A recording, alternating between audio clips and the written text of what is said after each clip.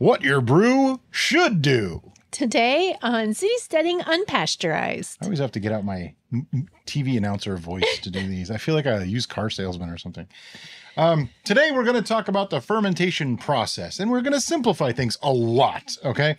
And being that this is not necessarily a visual type of thing, even though most of you are probably watching it as a video, we don't have examples to show. We're going to talk about it instead. We're going to use our words. And we're going to use our words. Things. Exactly. Absolutely. And the reason why we're doing this video is because we've had a lot of comments in our comment section where people were thoroughly confused, and we do not blame you. If you're new to fermentation, it can be a confusing process. So we're going to try to help guide you to let you know the weird stuff that is happening in that fermentation vessel might actually be exactly what you're looking for. Yes. I'd also like to remind everyone that usually these are unedited, meaning everything that we say is actually going to show up in the video or the not to be mentioned type of broadcast that this actually is, that we don't want to tell anyone that it actually is because some people are very angry about that type of broadcast. Enough said or not said. All right. So number one on our list of the fermentation process and what your brew should be doing is foam and bubbles. It should be doing both. Yes. Okay, next. No, just kidding. There's more to say here. When you mix up a brew, you know, like when you see us shaking the bejesus out of something, we're creating foam right there. And that's just various proteins and other materials in the brew trapping some air and causing a bubble and stacking on top of each other. That's really all that is. But that's normal, and it's going to happen. Don't fear the foam. We say that about the Star Sand solution. It's true on this too. It does kind of get in the way. There are ways of sort of mitigating it, but for the most part, give it a few minutes. It usually breaks up and goes away. It's like the head on a beer, but it's a really weak head, so it doesn't last as long.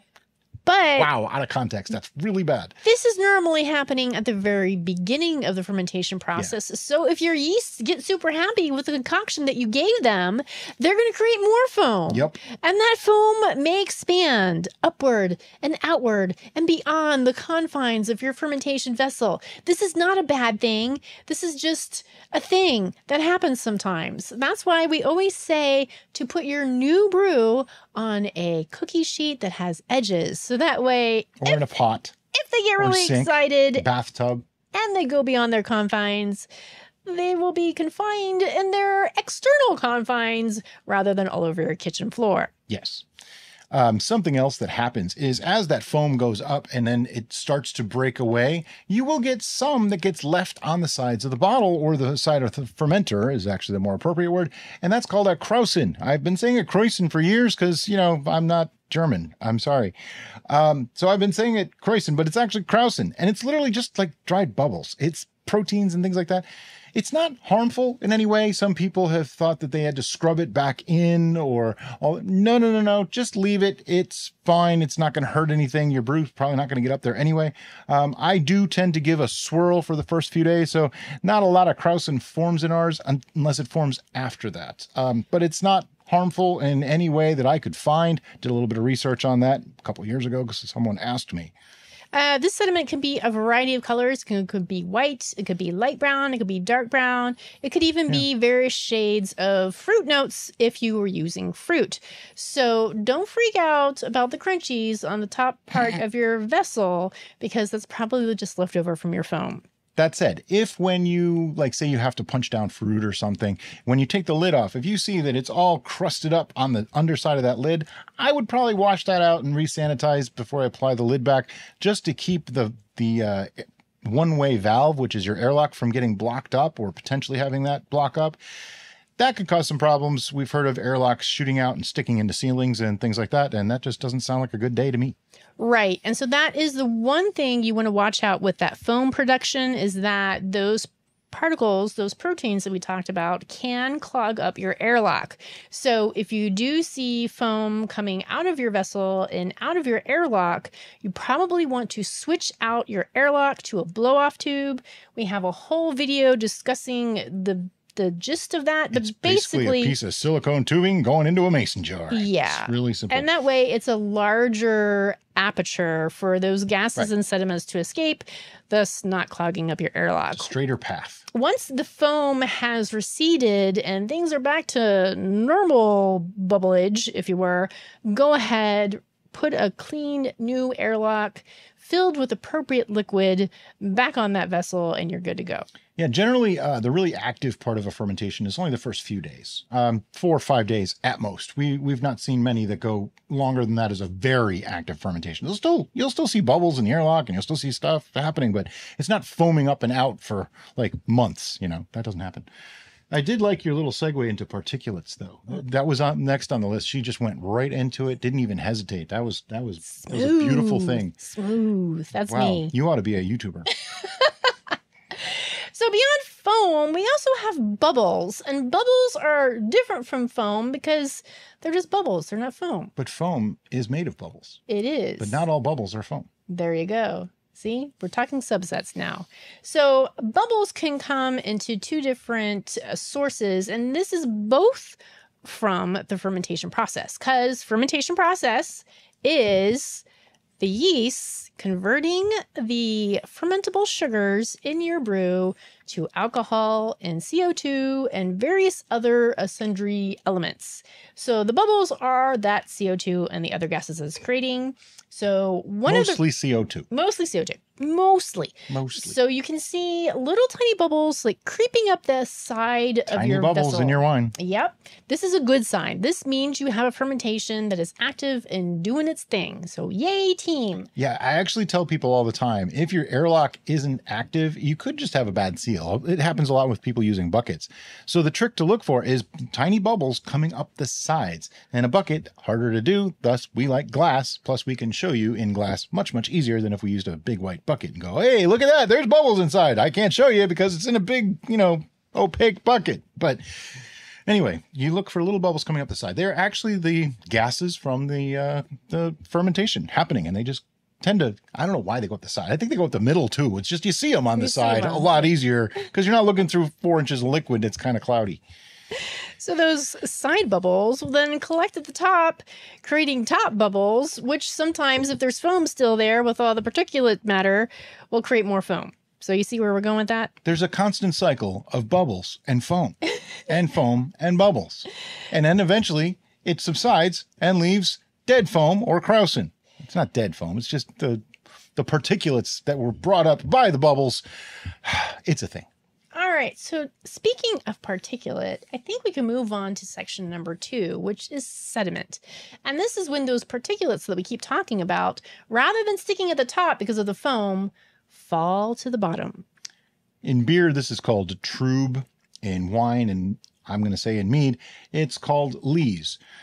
Also called lease by me for about 4 years until 50,000 people told me I was wrong. So I started calling it lees. Sometimes I still say lease, but you know what? I say caramel instead of caramel, according to some people too. Caramel is a place in New York. Caramel is a food. That's just the way I am. So regardless of where you are or who you are, something we say is probably going to irritate you. Yeah. And we apologize, but it's not meant to be an irritant. It's just how we say things. Just know, everybody says things a little bit differently depending on what part of the country and world you are from and how you grew up. Doesn't make you wrong, just makes it different. All right, so back to that sediment. The sediment is going to be made up of yeast, both dead and living. Yeah. So don't discredit that sediment.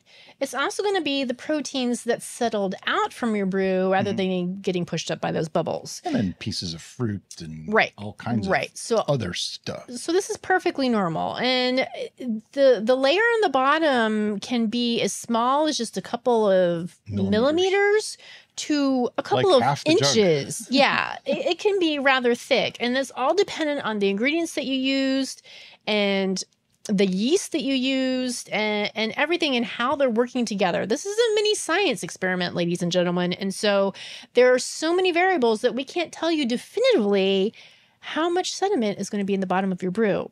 But there's probably going to be some, and that's perfectly normal. And sometimes it's surprising. Things that you wouldn't expect to get a lot of sediment from. Like we have, just a little spoiler here, we have a cherry juice ferment coming up that was extraordinarily active for like 48 hours and then stopped.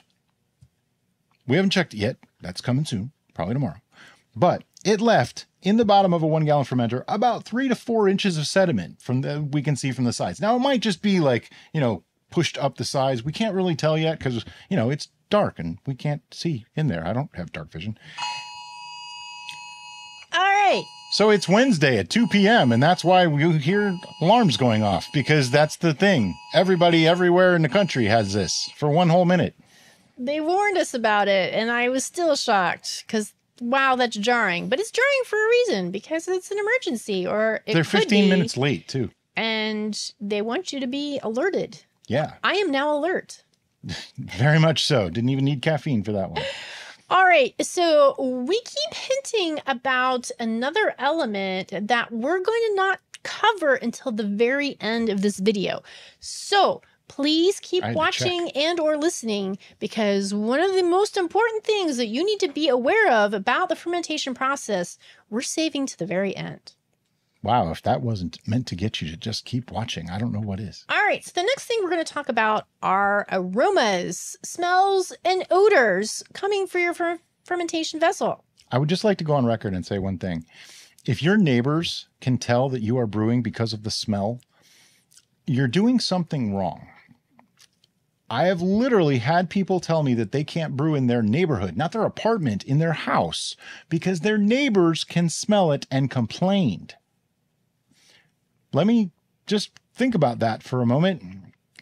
If that's happening, something is being done very, very wrong, because honestly, I can walk into the room that has our fermenters in it, and we have 8 or 10 of them going at once, and I can't smell it. I can't tell that there's brewing going on. Not that we're doing anything wrong. It is totally legal for us to do it. By the way, a lot of people seem to think that it's illegal, but it's totally legal. That's a different topic for a different... Yeah, I know. I just had to get it in there, just had to slide that one through. But the smells thing, if there's a strong smell coming from your brew, something is not right. The most common is the raw... yeah, I can see. This is why it's live. The most common is the rotten egg. I wanted to say raw egg. I don't know why I said rotten egg smell. It's sulfur. And that compound is produced when you don't aerate properly. That's the most common way. If you don't aerate in the beginning enough, the yeast struggle and they produce, I think it's hydrogen sulfide. So it gives off that rotten egg smell. The good thing is it fades away in time. If you give it enough time, it goes away. It should not permeate your entire house, though.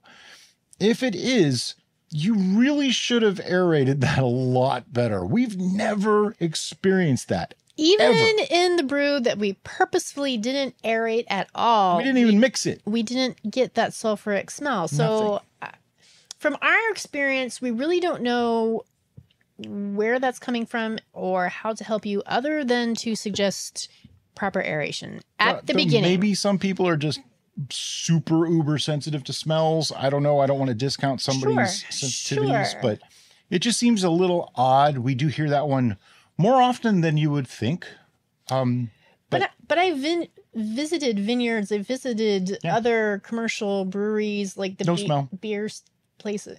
I don't know. It should smell sort of pleasant, actually. It should definitely smell like alcohol once alcohol is present, because you're making alcohol. You do know that, right? Just checking. If you didn't know, you might be on the wrong channel. And then based on what ingredients you have in it, like if you have fruit, then it's going to smell like fermenting fruit, which to some people isn't a pleasant odor. It's like a sickly sweet smell sometimes. But it shouldn't be oppressively offensive. So no, you shouldn't want to gag. No. And you shouldn't be able to smell it from across the room. No. I literally have to put my nose like right up on the airlock in order to smell anything. And even then I have to wait for it to bubble. All right. So hopefully that has covered smells, and you know that, yes, your fermentation is going to smell, but it shouldn't smell so bad that you want to be ill or your neighbor should complain.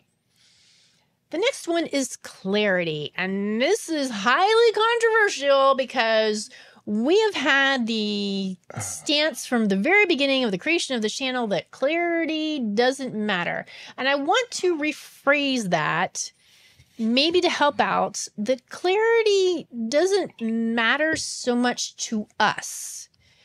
If you have your heart set on a crystal clear beverage, then by all means, use the methods that we provide in various videos on how to clear your brew, so that way you can obtain that goal. However, in our vast not infinite, no, but in our many years of brewing, we have found that a clear brew versus a less than clear brew, the flavor is not impacted. So we're actually going to do a video testing that soon. It's an aesthetics thing.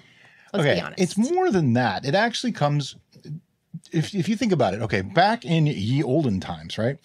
People ate the roughest bread possible just because they used whatever kinds of flours or grains they could get, right? Well, as refining processes became a thing, white bread became the good bread, the bread that everybody sought to eat, even though today we know that white bread was not even as good as those whole grains, you know, little bit of sawdust mixed in there. It was better for you. Now we call it artisan bread. Yeah, now it's artisan bread, right? So I think it's the human psyche. We see that clearer brew and think, ooh, that must be better quality. It's the same process that makes us think that. Plus, winemakers and, you know, commercial winemakers and things like that, they're always showing off these crystal clear glasses in their commercials. And we've been led to believe that that's what a professional, good quality wine should look like. Well, that isn't necessarily true. And I am still of the belief, but we're going to test this, that if you are more worried about ultimate clarity than flavor, you may be giving some up. Let me explain that in different words. If you have something that's a little cloudy and you are working to make that as gem-like as it can possibly be, something is being removed to get it there. It's my theory that I'm going to test, that you may be removing some amount of flavor components to get that ultimate clarity, thereby making white bread from whole grain bread. More on that later. But as far as clarity goes in this particular topic of conversation, clarity is not something that you really need to stress about unless that's a goal of yours. So if your brew is cloudy, that doesn't mean you did something wrong. Please do not dump a cloudy brew just because it's cloudy. And it can take a long, clarity can happen all on its own. Okay. In most cases, it does. Now, I also want to specify what I'm talking about when I say ultimate clarity. If it's just a little hazy, I have zero issue. If it's literally like, it looks like pea soup or like it looks chunky, that's not even considered clear to me. That's not just hazy. That needs to be racked. That's not done. Okay. That's just not ready. What we're talking about is things that, like, you can see light through it, no problem, but it has a little bit of a haze to it, or even a fairly strong haze. That's what we're talking about as being totally okay.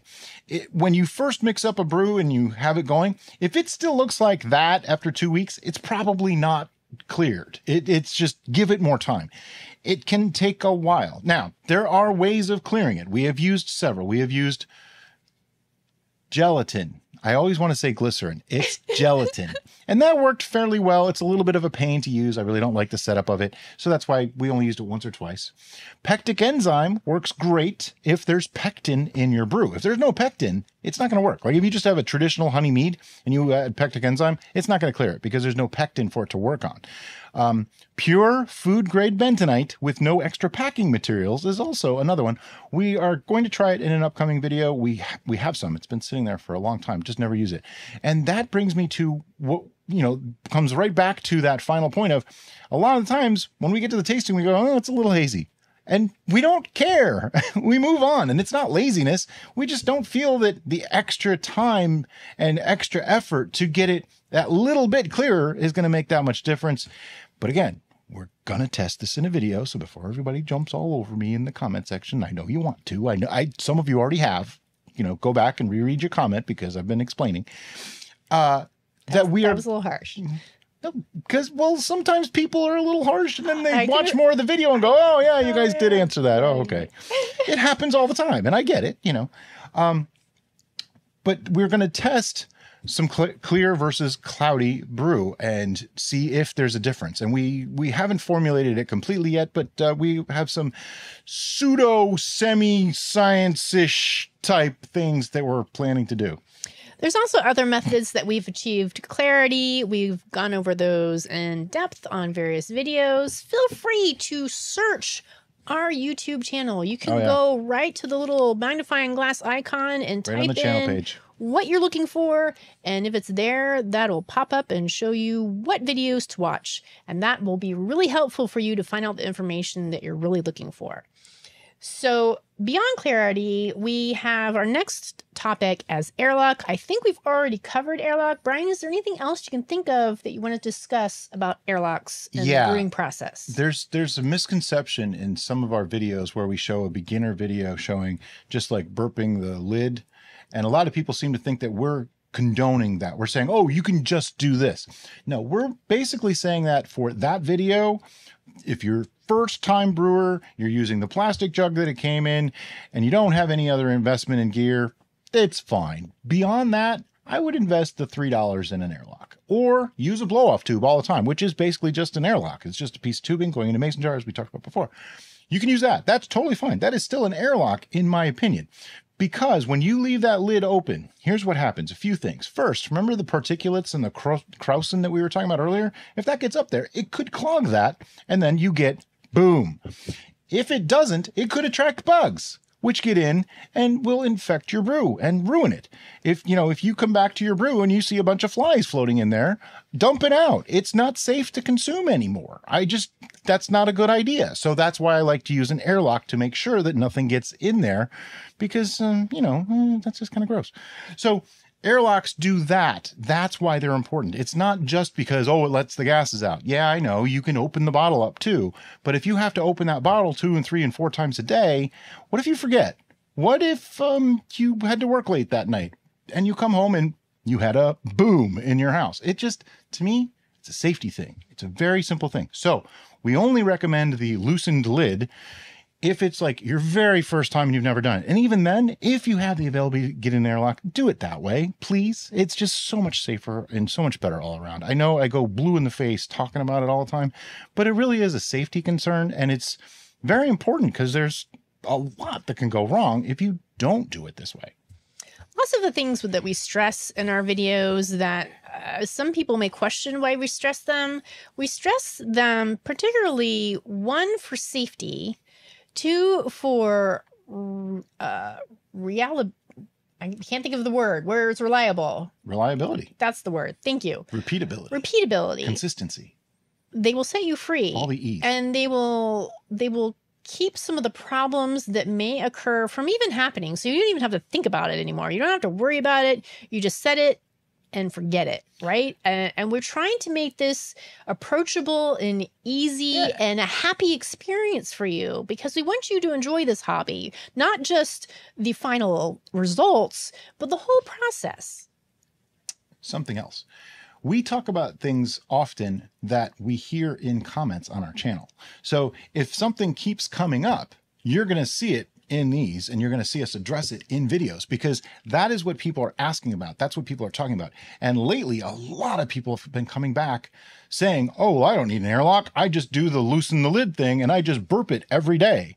Well, I kind of cringe every time I see somebody say that, especially when they say, I've been doing it that way for years. Okay. To me, it's a hobby. Hobbies require some amount of investment. Now, I am relatively frugal when it comes to my gear. I don't buy a lot of crazy stuff. If airlocks were $100 a piece, I'd be figuring out another way and teaching you how to do it. But they're pretty inexpensive, relatively speaking. Buy a dozen of them. Have 2 dozen of them if you're going to be into this hobby. You're going to break them. They're going to crack. They're going to get old. You're going to have to replace them. But if you have them, you're going to be safer than if you don't. Am I saying not having an airlock is a guarantee of failure? No, nothing is a guarantee of failure. Well, not nothing, but all the things that we say, if you don't do them, they don't guarantee failure. But if you do them, they all but guarantee success. Ooh, that should be a t-shirt. So many t-shirts. I think I said that right. All right. So this leads us to our last and perhaps most important element of the fermentation process that we can convey to you, whether you're a brand new brewer or someone who's been doing it for a while. And the reason why I'm really stressing this one is because we are constantly getting questions about this, and it covers so many different things. I have a really great way to say this. Can I say it? Yeah. In the words of George of the Beatles, it's going to take patience and time. That's right. Our last topic is time. All right. I have an alarm or something going off on my watch. Time is up. I wasn't timing anything. What are you doing? See, unedited. Anyway, so time. And what do we mean by time? We mean about time in regards to the fermentation process. Yeah. There is no one unit of time that is universal for any part. How quickly the fermentation is going to start, how long fermentation is going to take, how long it's going to take for your brew to clear, how long it's going to take for foam to start, how long it's going to take for foam to clear, how long it's going to take for bubbles to start, how long it's going to take for bubbles to stop, how long it's going to take for the sediment to come down to the bottom of your vessel, how long it's going to take for smells to start, how long it's going to take for smells to dissipate.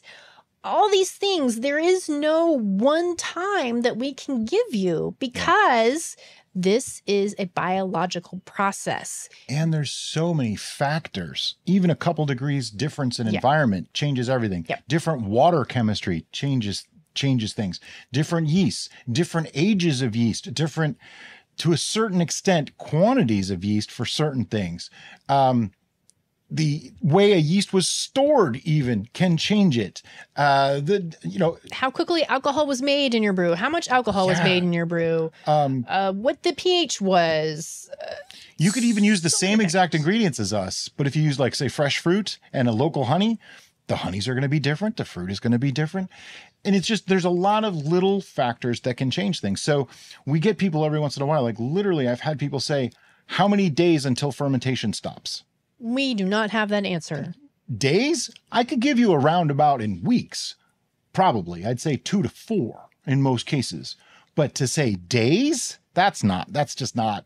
If someone is literally saying fermentation only takes 6.5 days, don't believe them anymore. Literally, just disregard them. Their opinion is no longer valid. Sorry. And this goes to another piece of equipment that we really stress purchasing beyond the airlock, and that's a hydrometer.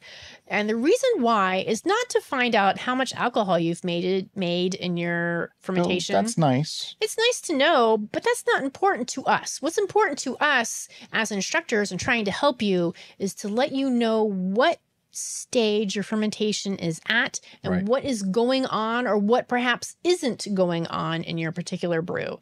So with those hydrometer readings, you are going to be able to figure out what is going on for yourself once you understand the fermentation process, and you won't have to worry so much about time, because time, I like to say, time is a construct. People make fun of me, and I'm okay with that. But it's also on your side. Okay, whatever.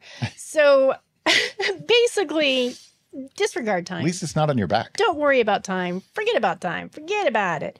What you need to do is understand how the fermentation process works and be able to gauge that, not through time, but through preferably hydrometer readings. A very popular question that we're getting lately is, I don't have a hydrometer. How can I tell if my brew is done?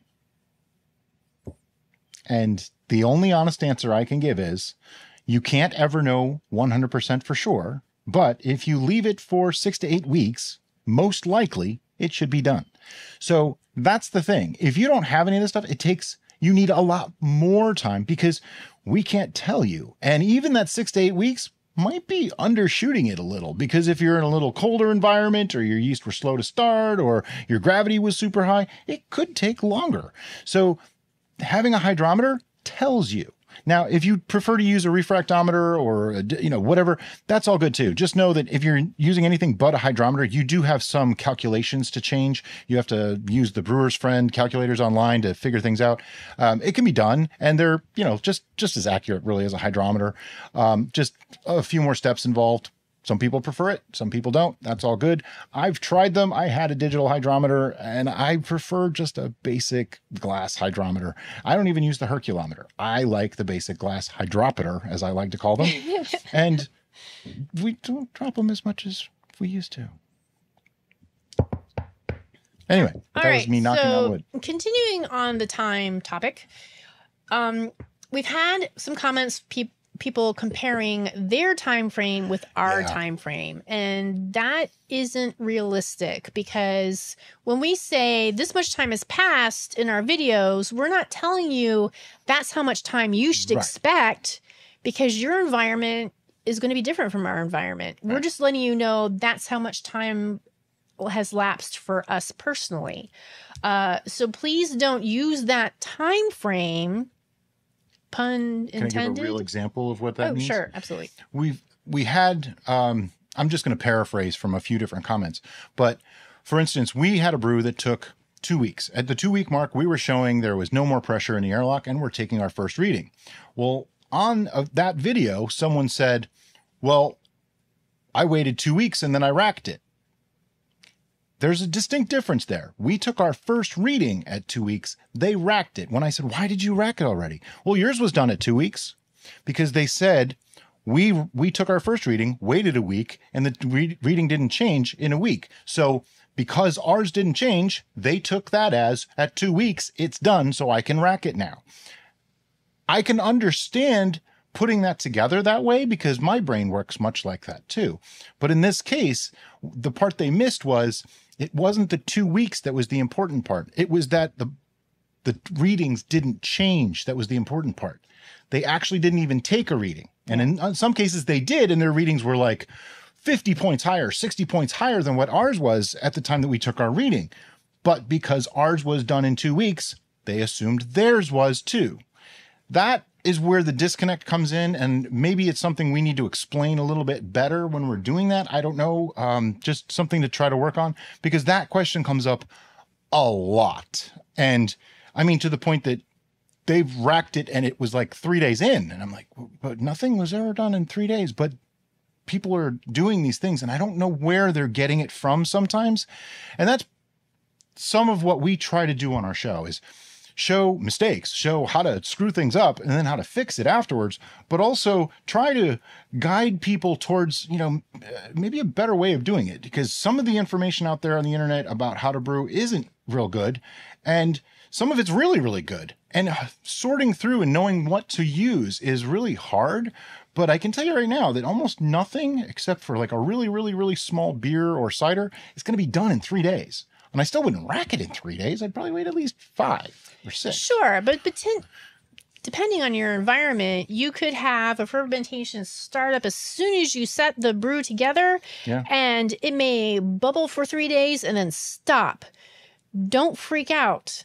Don't say, oh no, what did I do wrong? Yeah, that's a very common thing that's happening now. Take a reading. Hopefully you have that equipment, because we've stressed that you should have that equipment. Take that hydrometer reading, wait a week, take another hydrometer reading. You might have just had a really quick brew that fermented out as it should have. So, I mean, it could have stalled too. Right. Or it could just have slowed down. So there's a lot of things at work. And without having that hydrometer, coming back right back to that hydrometer, you don't know what happened. Like ours that we saw for 48 hours straight just went nuts. And I said, I don't know if it's done, because I haven't checked it. I can look at it all day long and say, well, you know, it's not it doesn't look like it's fermenting anymore, but that doesn't mean it's finished fermenting. It could be stalled. Yep. It could also be completely bone dry. If it did, that's a first for us to be done like that in 3 days. It was a 1.084 starting gravity, so that's pretty fast, but we do have a couple of new things that we've been trying lately, so it is possible. So I'm not discounting it, but until I stick a hydrometer in there, I don't know. All right. I think we've covered everything we intended to cover. And a couple of extras that you didn't want me to talk about. You know what? It just happens sometimes. It's okay. So that was what you should expect in the fermentation process. If you have any questions whatsoever about what you're experiencing in your own fermentation process, please leave them in the comments below, and Brian will make sure to get to you as soon as he can. And as always, guys, thank you so much for watching and listening, and have a great day. Bye-bye.